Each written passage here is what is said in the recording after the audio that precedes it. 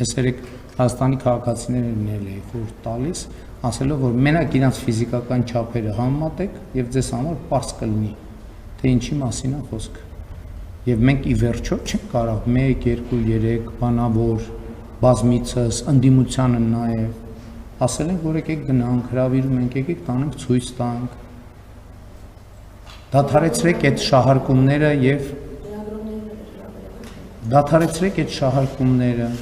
դադարեցրեք այդ շահարկումները, բայց նրանք այդ թվում այդ գործոնը, թե իբր Հայաստանը անպաշտպան է, թե Հայաստանը բանակ չունի,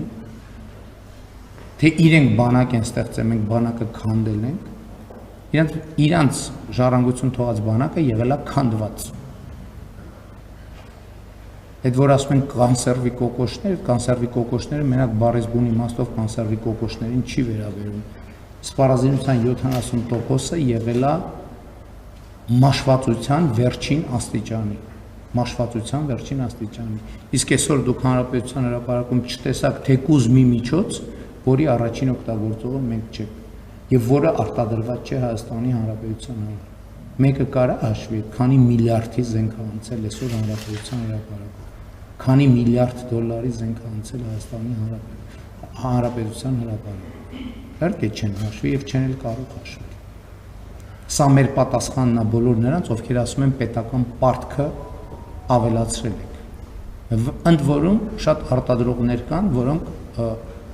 նաև վաճառքի պայման են համարում, որ իրենց ապրանքային վարկի փաթեթով ձեռք բերվեն այդ ապրանքները, որովհետև դա փաթեթային ծառայություն է։ Մարդիկ ասում են, որ մենք առաջարկում ենք այս փաթեթը եւ այս փաթեթը։ Դու չես կարող, դա սուպերմարկետ չի, որ գնաց քարտը բան անես, ասես ես վերցնում եմ, որովհետև մարդիկ ունեն իրենց տնտեսական մեխանիզմները, իրենց շահերը, իրենք ասում են, այս մեխանիզմով եթե ուզում եք վերցրեք, որովհետև մյուս մեխանիզմով գները ուրիշ են կամ եւ այլն, այսինքն այդտեղ հազար ու մի բարդություն եւ հազար ու մի շերտ կա, որի մասին մենք չենք կարող խոսել եւ պետք էլ չի որ խոսենք։ Հետո էր տարիներով ասում, որ մենք պետական պարտքը բան ենք արել, կրկնապատկել ենք կամ չգիտենք ինչ։ Ահա, խնդրեմ, մենք ձեզ ցույց ենք տալիս պետական պարտքը։ Ու էլի ասում եմ, պետական պարտքի ձևավորման պատճառը ոչ թե այնա, որ շատ դեպքերում մենք փող չենք ունեցել, այլ դա եղել է փաթեթ։ Մեզ առաջարկվել է զուգահեռ ֆինանսական ծառայության սխեմայով, Վասիլին ասվել է, որ վարկ վերցրեք եւ առեք, որովհետեւ իրենք ունեն իրենց ռազմարդյունաբերական համալիրների ֆինանսավորման առանձնահատուկ սխեմաներ։ Հակառակ դեպքում գները էականորեն փոխվում են։ Եվ ամբողջ այն ինչ որ խոսվում է պետական պարտքի մասին, երկրորդը հյուսիս-հարավ ամբողջ ճանապարհը կառուցվում է այսինքն դա ի սկզբանե առաջին օրից երբ որ պլանավորված է եղել, դա պլանավորված է եղել, որ դա վարկային միջոցներով պետք է արվի։ Եվ դա Հայաստանի իրավական դե յուրե պարտավորությունն է, որ պետք է վարկային միջոցներով արվի։ Այսօր նախ հյուսիս-հարավի մի կտորը կառուցվել է, եւ այսօր Ագարակ քաջարանն է կառուցվում, հիմա շարունակությունը կլինի, հիմա Բարգուշատի թունելը կլինի, հիմա Սիսիան քաջարանը կլինի։ Այսօր Հայաստանում ամենաերկար Հայաստանի պատմության եւ հայ ժողովրդի պատմության մեջ ամենաերկար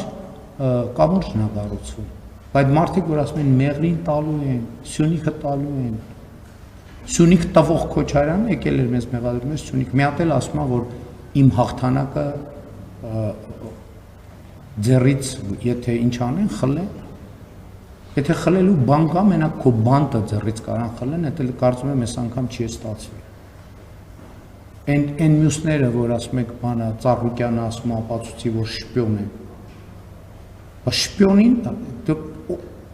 օտարերկրյա հատուկ ծառայության ցուցումով է ինքը Անդրանիկ Թևանյանին ներառել իր ցուցակ։ Ինքը գործակալ է։ Այդ ժարգոնն էլ ասում եմ, որ նա խելքդ գլուխդ հավաքի։ Խելքդ գլուխդ հավաքի, լավ է քեզ հաշիվ տու դու ով ես ընդհանրապես եւ ում հետ ես խոսում։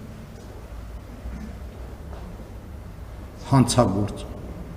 Սա քեզնով էլ կզբաղվենք, Ծառուկյան Գագիկ, պատրաստվի արած ցեմենտը սեփական պետականացնում ենք եւ այդ հանցավոր գործարքի համար դու խանամիտ պատասխանատվություն եք կրելու։ Հայաստանի ժողովրդին թալանելու համար։